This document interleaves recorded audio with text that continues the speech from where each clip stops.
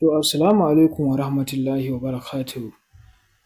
Dangane da aikin tasrifi, na ji mutane da yawa suna kawo ƙorafe-ƙorafe cewa wasu an yi musu aiki an cuce su an zalunce su. To, ai ba laifin masu aikin ba ne, laifin ku da kuke ba da kuɗinku ne a yi muku aiki ba tare da kun samu tabbaci ba.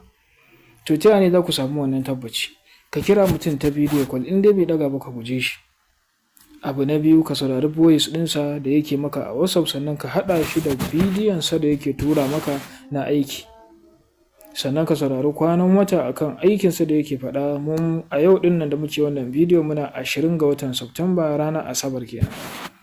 Shin yana gaya maka ko kuma a'a dai baya baka tabbaci kafin ka ɗauki kuɗinsa ka tura masa? Wani ya ce yana buƙatar miliyan 10 na sefa, sai a ce masa ai jaka 30 ne ko jaka 20 ko jaka 50. Da akwai yanayin da mutum ya gaya maka kuɗin turare ya kamata ka fahimci ƙarya yake yi. Sannan mu muna aiki da iya turare ne, bayan turare ba ma cewa saura kaza, mai ta cewa saura kaza bare mu ce ba a ƙarasa ba, ko sai an sai turare an tsarkake su, ko sai an masa hayaƙi da sauransu. A'a, duk wannan ƙarya ne.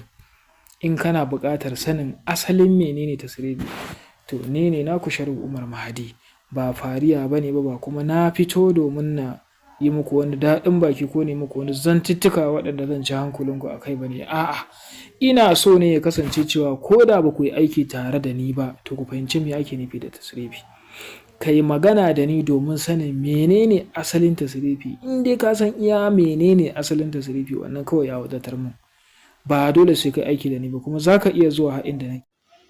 In dai ka tabbatar kana buƙatar aikin tasrifi, to kar ka damu.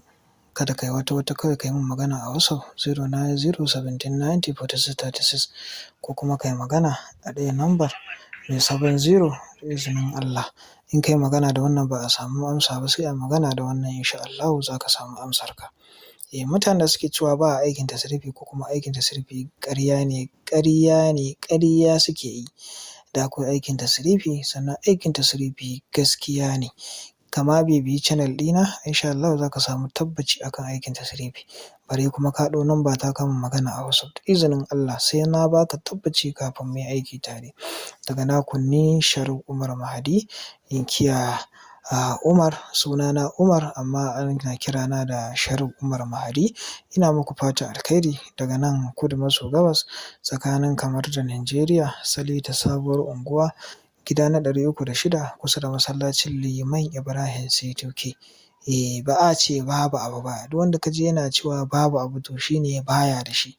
Amma tabbacin cewa da akwai abu, shi ne ma ka riƙa ganin ana ɗaukarsa a waya ana turawa. Abin da babu shi ba za ka same shi ko a waya ko kuma abin nan ba, insha Allahu. Sannan wannan abu da kuke gani, insha Allahu abu ne mai kyau.